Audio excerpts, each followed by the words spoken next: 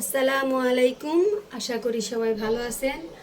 আজকে আমি এই যে পোয়া মাছ ভুনা করব, এটাকে ভেজে তারপরে ভুনা করব। পোয়া মাছটা আমি দুই ভাগ করে নিয়েছি, একটু ছোট ছোট হয়েছে, তাও আমি এটাকে দুই ভাগ করেছি, না হলে বড় হয়ে যায়, দেখতে ভালো লাগে না তাই। আর এই পোয়া মাছ ভুনাতে আমি এই যে দুইটা আলু দিব, আলু দুটো একটু বড় বড়ই হয়েছে, তো ওই আলু দিয়ে আমি মাছটা একবারে ভুনা ভুনা করব। সেজন্য আমি এখন পেঁয়াজ কাঁচামরিচ এগুলো কেটে নেব, তো আমার সাথে থাকুন।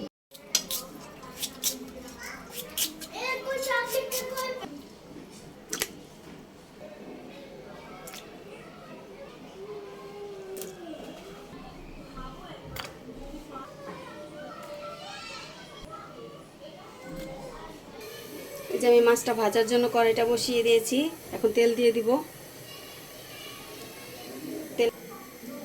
তেলটা গরম হতে হতে আমি মাছে হলুদ মরিচ লবণ মাখিয়ে নেব। হলুদ, মরিচের গুঁড়া, লবণ। এই তেলটা গরম হয়ে গেছে, এখন আমি মাছগুলো দিয়ে দিব।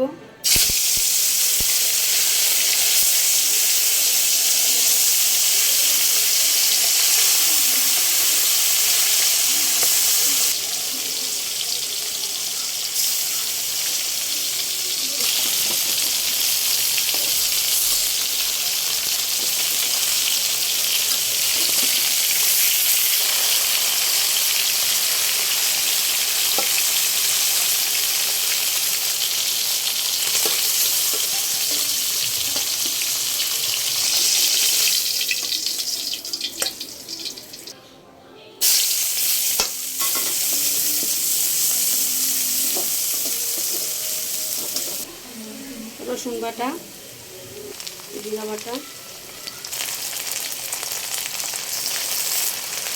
লবণ,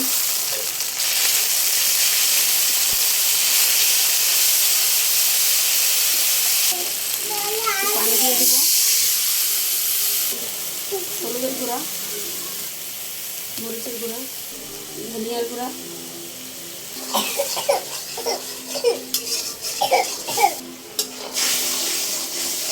এখন আমি আলুটা দিয়ে দিব।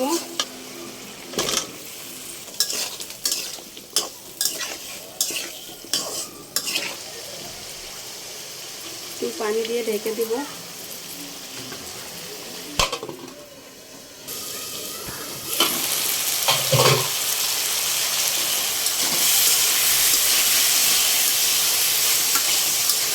এখন আমি জল দিয়ে দেবো।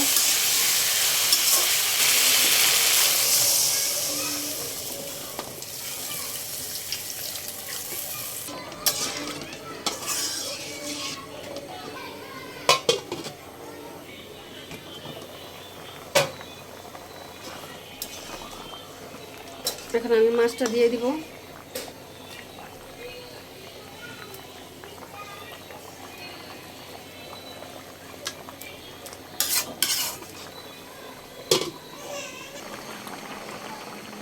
এই যে আমার তরকারিটা প্রায় হয়ে গেছে, এখন আর একটু ঝোলটা টানলে আমি নামিয়ে নিব।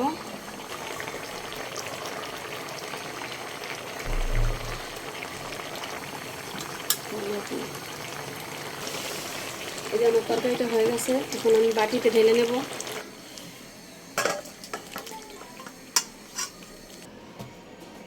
এই যে আমার মাছ রান্না হয়ে গেছে, পোয়া মাছ আলু দিয়ে রান্না করেছি।